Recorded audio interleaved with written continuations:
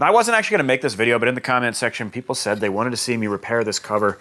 As you can see, it has seen better days. We've got this nice stitching going down the side. You can see it on the inside there too. So we're gonna see if we can clean that up, make it look at least a little bit better so it's not glaring in your face. Now, we've also got some case prep to do before we send these out to Moto Blast to get them vapor blasted. First thing I wanna do is get rid of these stubborn dowels and take some studs out. Rocky Mountain ATV sent me some really cool tools. Let's do that right now. First tool I got is a stud remover from Tusk, and you can use it for install too, but I think where these things are gonna come in clutch most is in the removal, because that's when they get seized. And essentially, it's like a professional double nut trick. If you guys know the double nut trick, I've used it on the channel before. Basically, you take two nuts, butt them up against each other on the stud, tighten them against each other, and then they kind of seize on the stud, and you can back out the stud. So this is basically a more professional version of that. So you have more threads on either end of this as opposed to a regular nut. So the more threads that you have, the less likely you are to stretch out the stud, because when you tighten the two nuts against each other on the stud trick, sometimes you're tightening them down crazy tight, and when you do that, you do run the risk of stretching out the threads on your stud and essentially ruining it. So the kit comes with 8 common metric sizes. They're the sizes you're gonna find on most dirt bikes, ATVs, and side-by-sides. In most cases, this kit is gonna get the job done. And wouldn't you know it, I just happen to have this 1985 Tri-Z case already blocked up in the vise with studs in it that have probably been in here since 1985. So we've got an M10 times 1.25. You can see the tool is clearly labeled. We're gonna go ahead and thread this on with the bigger portion at the bottom. And this worked so well on the other case half, I just had to show you guys. It really makes life a lot easier. Just thread that on as far as you can go. You wanna have as many threads as you can on there. The more threads you have on there, the less likely you are to damage the stud. And then we're gonna tighten them against each other. There we go. And I got that snugged pretty good. We could go tighter if this is stubborn, but yep, we're gonna have to go a little bit tighter. Oh, it's pretty tight.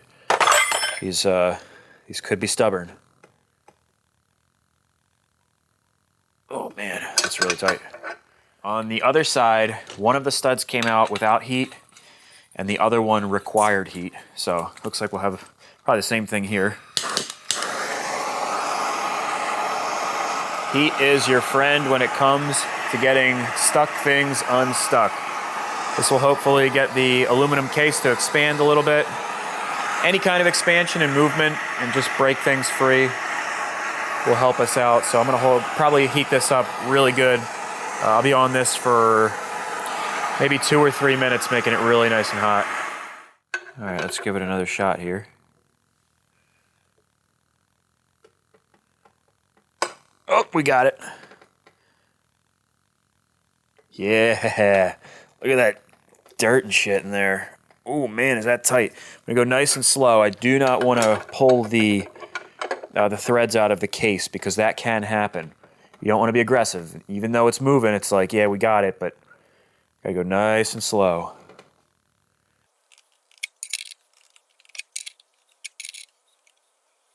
There we go. She's done. The threads actually look really nice in there. Before I unthread it completely, I'll take my tool off. Just break this free. You gotta be careful because everything's really hot right now.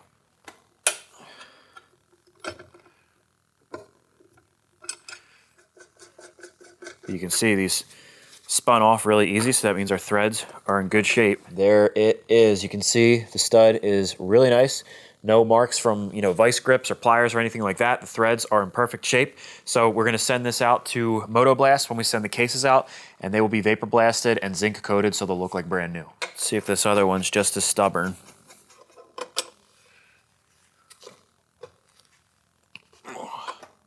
Oh, much easier. I think the ones in the back were the bad ones. The other side too. Much easier. Oh yeah. You can see the condition of the threads in there. Looks awesome. For vintage stuff like this Tri-Z, having the right tools is imperative, because if you jimmy stuff up on this, The problem is sometimes you can't even replace the parts. Believe it or not, those studs are not even replaceable. I mean, I'm sure I could find ones that are, you know, the proper size. That's a stud.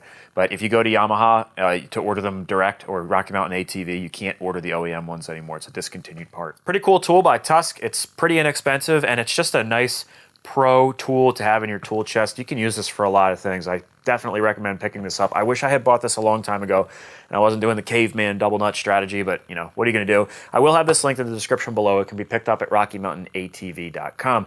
Now I have another tool here that they sent me. This one is really cool. It is a dowel pin remover by Motion Pro. Are you tired of removing stuck, dirty dowel pins? Nobody needs them anyways. How do you remove these stupid things anyways? Traditional methods take forever, and sometimes they're even painful. Other methods are dangerous, and in most cases, it can even be a fatal situation, resulting in a slow, painful, excruciating death. I'm tired of getting stabbed and rushed to the hospital every time I try to remove a dowel pin. I'm taking a stand here with the Motion Pro Dowel Pin Remover Set. Dowel pin remover is not a medical device, but it may cause side effects. Contact the doctor immediately if you experience suppression while using the tool. Slight nausea, loss of vision, loss of death, loss of appetite, bleeding from the ears, hair loss, or sudden buildup of pubic hair on the face. Yeah, man, check this thing out. So, comes in a box like this. It's got like a plastic tray kind of deal. That's the only thing I feel like they could improve on is the box is kind of corny. So, the tool itself is really nice though. So you've got 4 adapters here. These are all common sizes for dowel pins. You got 8mm, 10mm, 12, and 14mm. And it's basically a little slide hammer. So you take this adapter and let me grab a 10mm dowel pin. You can see dowel pin clips in like so. And then when you tighten this down, it's like a little vise. And it grips onto the dowel pin. And then you take, back here we've got this long bolt and a weight. Slide this bolt through, thread in the attachment, and basically we've got a mini slide hammer. So you lock this onto your dowel pin and then just tap it out. It works really well. And wouldn't you know it, we've got this case half from a 1985 Tri-Z here with a dowel pin that's been stuck in it probably since 1985. All right, so check it out. Look at that cruddy bastard. This thing really probably has been in here since 1985. So we're gonna take our 12mm, clips on there. I want to push it down as far as I can because we want the biggest amount of gripping surface that we can.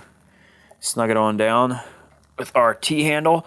This is actually a tool from Tusk also, and I use these all the time. We'll thread in our weight and make sure it's threaded all the way through because you don't want to rip your threads out. And then I'm going to put a little bit of tension on it. Boom! Wow. I mean, some of them are going to be more difficult than that, but that came out super easy. And the best part is, this dowel is probably still usable because we didn't have to put pliers on it or do like the drill bit method, which is a great method for getting these things out. You know, we put the drill bit through the center so it doesn't get crushed when you put a vice grip on it, but then these are always ruined. Now I replace these anyways because it's like $2 for a new one, but a lot of people, they don't want to replace them, so it's just an added benefit to having that tool. Now we've got these 2 cylinder dowels that I think are going to be a little bit more difficult. These tend to get seized just because, I think, probably because it gets so hot up here. So I've got the 14mm attachment. I'm going to make sure that's tapped and seated all the way down. Then I'm going to tighten this nice and snug. Let's see if we can get lucky here. I have a feeling we're going to need heat with these as well.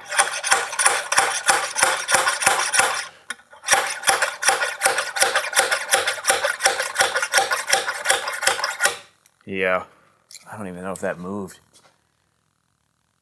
I don't think so. Now, if I have to, these are split dowels, so I can collapse them and force them out more than likely. The other thing I can do actually is weld on them, and that makes them extremely hot, and that usually breaks almost anything free. First though, we're just gonna try heating this up, and maybe we'll get lucky.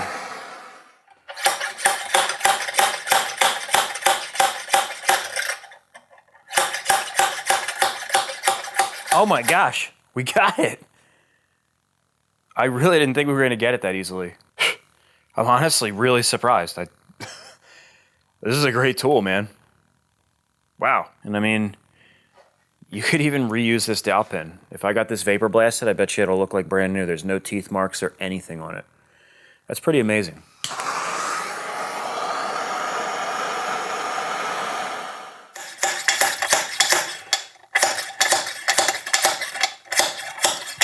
Oh, we got it. Amazing. Man, what an awesome tool. And it even comes basically in a Dunkaroos case, if you guys remember those things. It had like the peel away thing on the top. It was clear. Pretty cool though. I really am kind of kicking myself for not buying one of these sooner. It's going to save me a lot of time, and it's just way, way, way easier, man. Dowel pins are a pain in the ass. Now, you've probably noticed by now that the bearings are already removed from these cases. I did that on my own. I've got the bearings and stuff right here. I will have the bearing puller linked in the description below, because even though it's not in this video, if you've seen some of my previous videos, if you have a crappy bearing puller, a blind bearing puller, it's just, get a good bearing puller. I'll have it linked below. I have the bearings here, and I don't know if you guys can hear that. The crank bearings were shot, man. They should not be that loose. Both sides. They're jingling around pretty good. The transmission bearings don't look too bad. All the smaller ones are nice and smooth. They feel good. I don't think they need to be replaced. That's another reason to get a good bearing puller. You can't pull bearings out successfully. Well, it's nearly impossible without a good puller. This is the clutch actuator bearing. I did get a new one of these, but honestly, I don't really think I need it. And then I've got these two bearings here. These are both nice and smooth. Now, these two bearings are the same. They're shielded on both sides. And because they're shielded on both sides, I thought maybe somebody had replaced these at some point in time and they're the incorrect bearings, because I've seen that before. They really shouldn't have these shields on here, in my opinion, because, you know, how else are you going to get lubricant inside? I looked it up, though, and I do believe that these are the OEM bearings. They came with shields on both sides. I don't know if that was a design flaw. Sometimes that happens, and they'll do updates down the line. You know, for whatever reason, the engineer maybe thought that having the dual shielded bearing would be better for longevity, but I don't think so, because if you noticed, the shield is actually melted. And I looked at a number of used cases on eBay, and I noticed that there's a lot of melted shields on the bearings. So I think that maybe commonly these things overheat and prematurely wear. You'll notice it's pretty tight. I don't know, that could be because of the melted rubber there, but it could also just be that the bearing is bad because of, you know, it wasn't getting proper lubrication. So I think I'm going to order different bearings. They're relatively cheap. It's kind of a standard size. And we'll be doing different configurations as far as the shields go. So at this point, our center cases are ready to go. We'll be doing our surfacing and all of our porting when it comes back from vapor blasting. All right, now let's move on to our clutch cover. So these things notoriously break on the Tri-Z from what I understand, and this is the common spot. It happens from kicking it, and, you know, people do special patches where they build up the aluminum and stuff so that it doesn't happen again. I've seen apparently guys put they'll weld like a Band-Aid on there, like a literal Band-Aid shape, kind of like as a joke, to reinforce that section. Now what I'd like to do, you can see it's kind of junked up, like in here, it's piled up and everything. I think I'm gonna leave all that stuff as well as the pile up on the inside, because I think that's actually giving it a little bit more strength, and it doesn't really take away from the appearance, the stuff on the inside. And on the back here, you can see there's a weld line. I think I'm gonna leave that as well, because when it's all together, you probably wouldn't notice that until you start really looking for it. I don't think it's worth trying to make that aesthetically pleasing and in turn, you know, losing some strength. If I had access to an aluminum welder and a milling table, I could pile up the weld and then mill that and make it like brand new. I don't have those tools here though. So I think this will work just fine. And then once it gets vapor blasted, it's gonna look really good. So first things first though, there's 2 dowel pins. I'm gonna pop them out real quick. Unfortunately, we can't use our new dowel pin tool because they're so damn small. That tool doesn't do pins that small. Now these are definitely getting replaced, so I'm not really concerned with destroying them. But I do want to make sure I don't mar the case up either. These are coming right out. It's twisting anyways. Yeah, no problem. Man, why can't all dowel pins be that easy? Now we've got this Phillips head here that's stripped out pretty good, but there's enough on it that I think I can bite it and use the impact technique to break that free. Well, obviously that wasn't in there very tight. We probably could have got that with a hand driver. But at least we don't have to do any drilling of bolts. So we're clamped down to our mobile bench. Got it nice and tight. My plan is to use the angle grinder with this 36 grit disc. Try to keep the RPMs pretty low, because when you're working with aluminum, if you go real fast, it gets hot and then it gunks up your tools really quickly. So my plan is to get the majority off with this, and then believe it or not, we're gonna be using an orbital sander. This is really controllable and it takes off at such a slow rate so that the last thing I wanna do is take off too much and then we can't add it back without welding on. Beyond that, I might come in with an aluminum burr just to clean up edges and stuff like that. And I'm going to try to make the Y of the Yamaha visible again. See if we can fix that.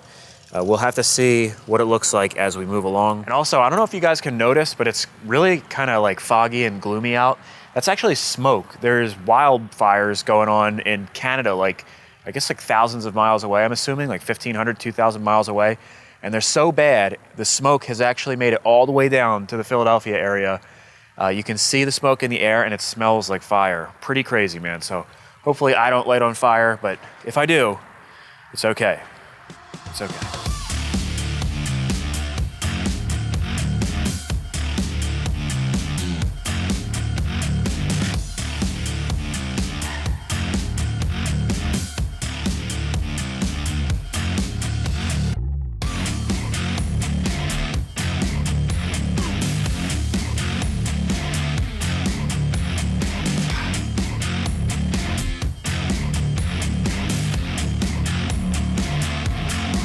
Oh man, it looks like it's got leprosy or something. Ugh.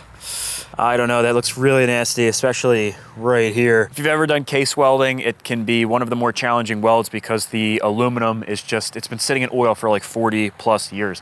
Aluminum's porous and it can just cause for some messy welds. So unfortunate, I didn't do this weld.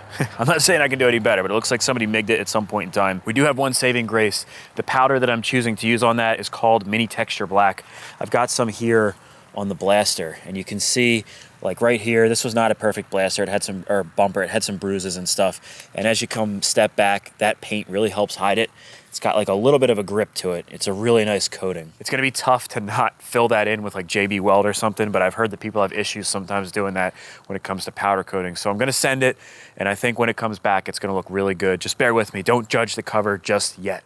I wanted to stop to take a minute to thank you for making it this far into the video. I also wanted to stop to thank the companies and sponsors that are helping to make this project possible. Both of these Tri-Z's came from Power Sports Nation. Power Sports Nation is the largest parts provider for ATVs and UTVs in the country. If you guys follow the channel, you've probably seen me name drop them quite a few times. Now, if you are looking for parts, I encourage you to go to the Power Sports Nation website. While they did provide the parts for this project, what they specialize in is utility ATVs and side-by-side parts. The search engine on their website works great, and it's consistently updated with the new machines and parts that they get into inventory. I'd also like to thank Bonehead Performance Coatings, BBC Trikes, Rocket Ron Racing, Rocky Mountain ATV, Moto Blast, Hermosi, and Wicked Metal Designs. These are all companies I trust, and most of them I use on a regular basis. Links and promo codes will be listed in the description below. If you're enjoying the video so far and looking for a way to help out, giving the video a thumbs up, leaving a comment below, or subscribing to the channel all help out a ton. Products and tools in the video are listed in the description below, and purchasing from those links does help me out a lot. I get a small kickback from that, and there's no extra cost to you. And if you're looking to support the channel even further, there is the option to join. All channel members get guaranteed responses to their YouTube comments. All right, guys, I am done talking. Let's get back to the video. Now, in the last video, we fabbed up this custom headlight housing to make it so that these aftermarket BVC clamps can utilize the OEM headlights and keep that factory look. So we didn't finish it though, so what I want to do is finish that up. I've already gone ahead and mocked everything up. I have this clamped into place on the triple tree clamp. This lower piece of bar stock is just to keep everything nice and balanced. And this one up here, the skinny one, is the one that we will be welding.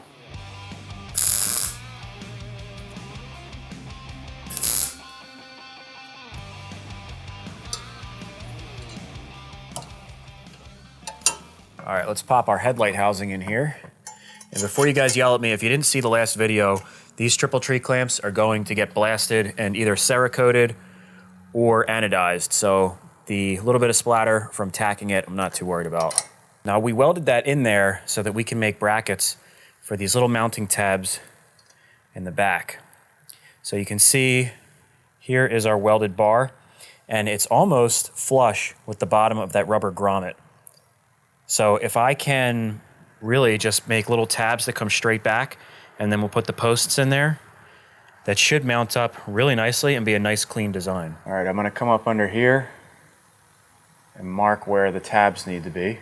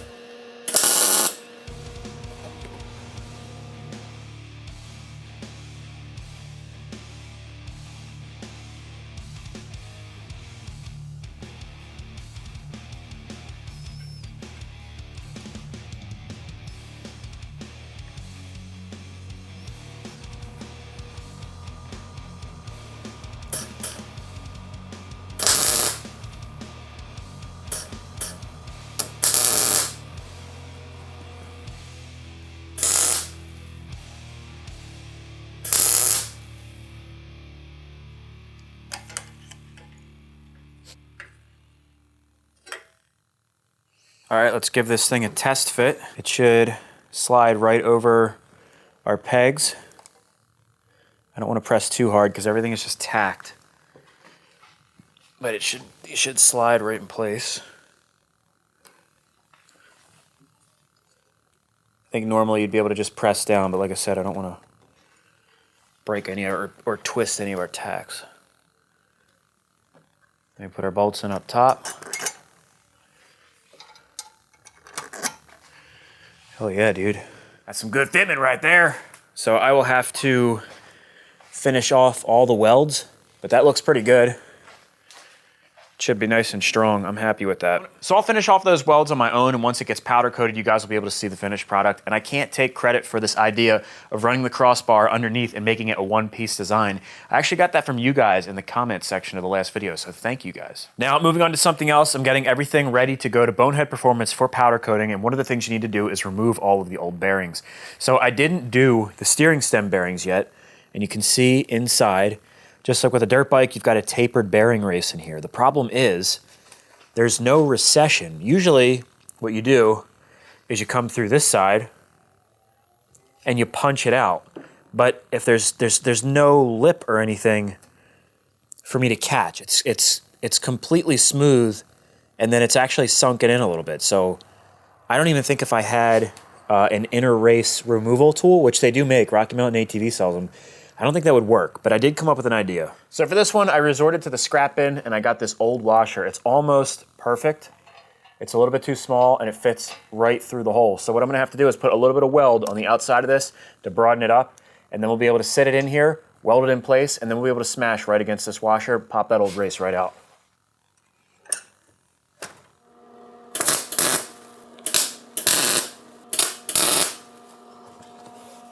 That's really all it needs.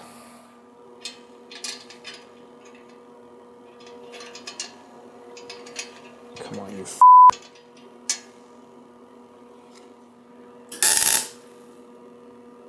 Got it.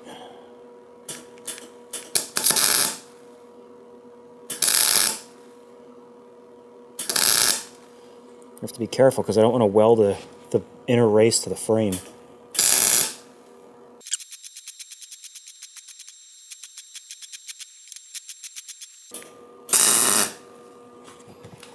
That should be more than enough. All right, let's see if it works.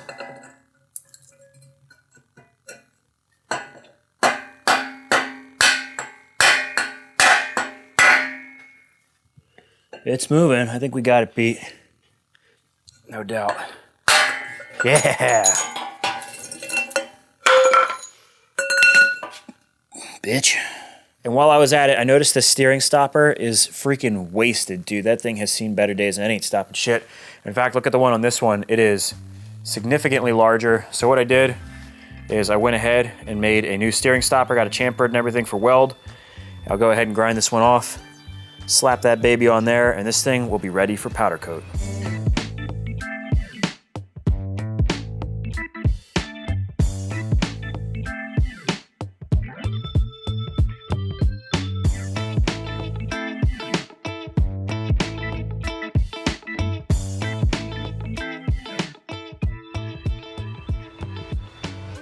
You guys got to see this. I'm taking apart the DG silencer and it was rattling, so I wanted to see what the hell was going on in there, right? Look at this. Can you guys see in there? There's a freaking rock wedged in the pipe. How the hell did it get in there, though? It won't fit through this way. I don't know if that's like a hornet's nest or something. Maybe it flew in there and like made the nest. And it's like real rock hard now. That is crazy, dude. Almost looks like a walnut. Come on, you bastard. Freaking squirrels, man.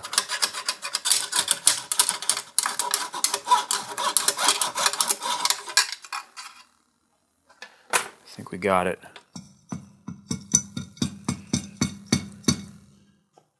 What the heck is that? Some kind of larvae? I think that it was a wasp or something. It's a freaking dirt ball. It's a freaking dirt ball in my exhaust, man. What the heck?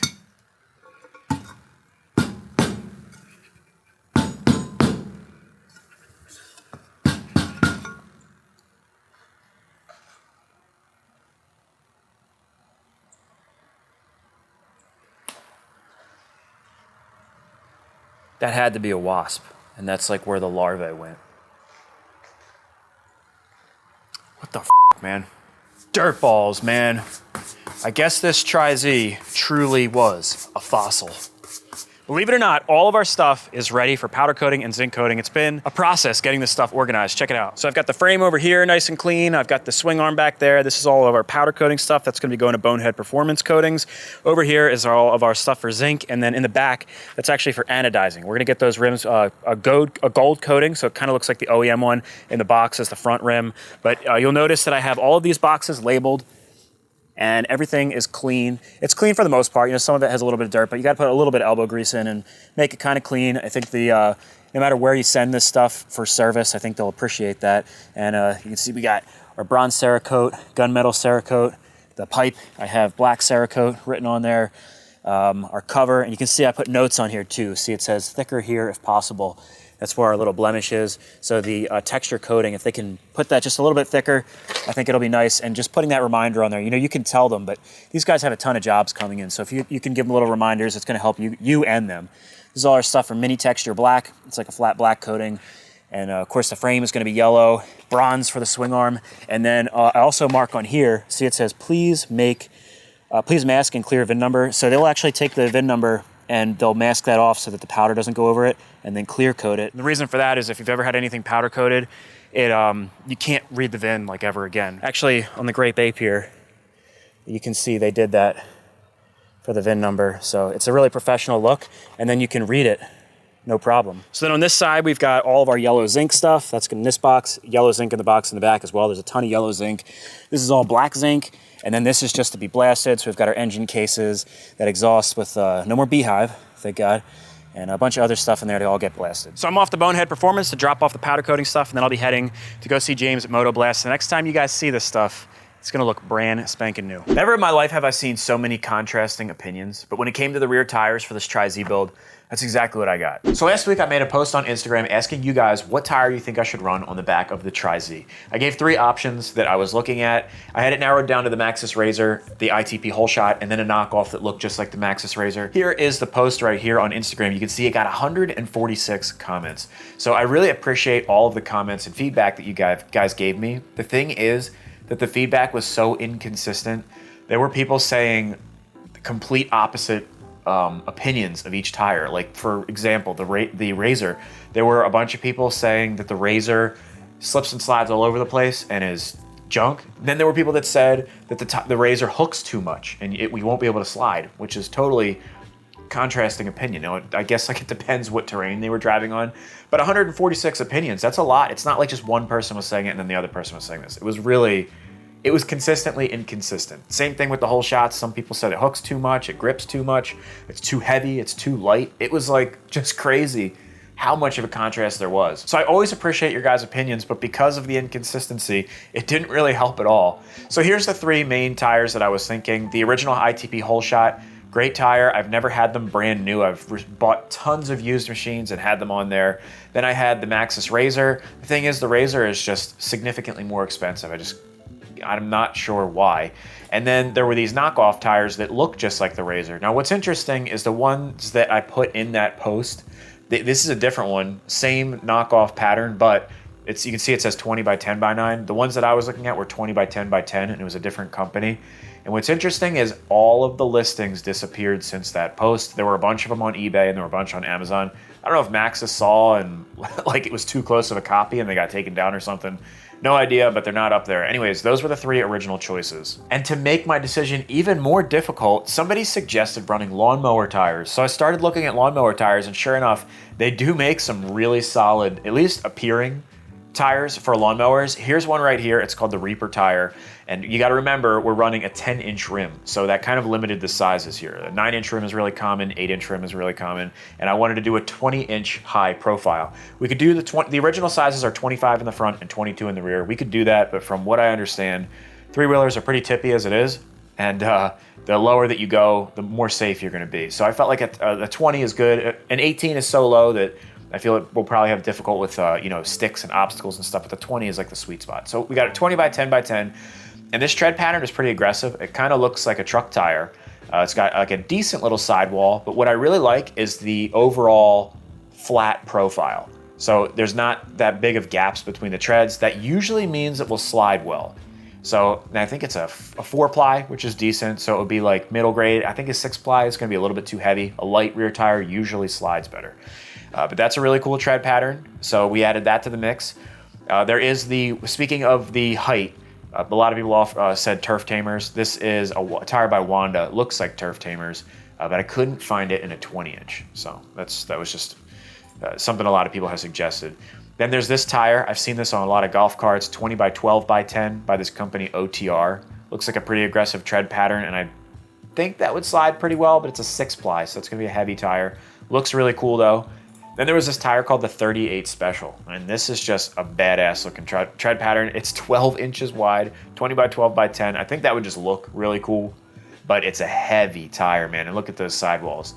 Definitely would not be good for sliding. That's just one of those appearance things where I think like a big, wide tire with this aggressive tread pattern would just look sick. I just don't think it would be the right tire for this. Then I found this tire called the Fast Tracks by Carlisle, and it kind of looks like the original Fast Tracker, which they don't make anymore. So I probably would have gotten those, but they don't make them. But this looks just like the Fast Tracker. The only thing is, it's an 18 by 11 by 10. They didn't make it in a 20, and I still considered possibly getting it, but I just think an 18 is gonna be too small. So it's so many different options and opinions literally all over the place. I had analysis paralysis, dude. I just didn't know what to get. So I've got the tire behind this piece of cardboard. As you can see, there's something behind this. And it's the Maxxis Razor. Yeah, man. So I hit up Rocky Mountain ATV. They had these in stock, and they were actually on sale. So they sent me a pair of them. They are 20 by 11 by 10. So they've got a nice wide tire patch. I just measured it because I watched Jacob Brewer's Brewer Off-Roads video, and he was measuring the tire patches on the tires that he was running. And it's 10 inches across the tire tread, which is interesting. It seems like most tires are 10 inches across when it says 11 inches wide. I don't know if that's for like the belly of the tire, the sidewall. Maybe when it's inflated, it gets a little bit broader. Now, what's interesting is that apparently, and I don't know, this is forum talk, so this is, correct me in the comment section below if I'm incorrect, but Maxxis, being a more premium company and having a little bit higher prices than some of the other brands, that's because they're constantly updating their tire formulas. I don't know if that's true or not. So like where they can find improvements, they'll put it there. So these might not be just like, they might look like the original Maxxis Razors that I ran, like 12 years ago, but they may actually perform differently. The compound has a lot to do with tire performance. A lot of people are like, oh, it's a tire. If it has the same pattern, it's going to be identical to a knockoff. But that's not true, not even in the slightest, especially when it comes to cars and pavement.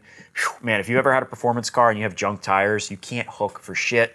And then you throw, like some Nittos on there, and it is unbelievable how much more performance you get. So we'll test them out, and in fact, I think I might even order the Sun F knockoff version of these because they're less than half of the price of these, and I think it might be worth it to put them side by side. I'm not gonna do like an in-depth tire review or anything, but just seeing them side by side and also feeling the softness of the compound and stuff can tell you a lot about the tires. It'll just be interesting to see. Now, I've got two other parts here that came in the mail. These are radiator hoses. And man, I gotta tell you, I have waited forever for these freaking things, dude. Like, it's been like 6 to 8 weeks now. I forget exactly. But the company did let me know ahead of time that there was gonna be a really big lead time on them. So it's all cool. And it's cool that this company, Moto Hose, even makes radiator hoses for the Tri-Z. Just because, the theme of this build has been parts are not available. So I'm not gonna open this up right now. I wanna keep these, oh, what the hell, we'll open it up. So it looks like a pretty nice bag. I don't think I've ever, usually radiator hoses, they just come in like a clear plastic bag. This is pretty cool.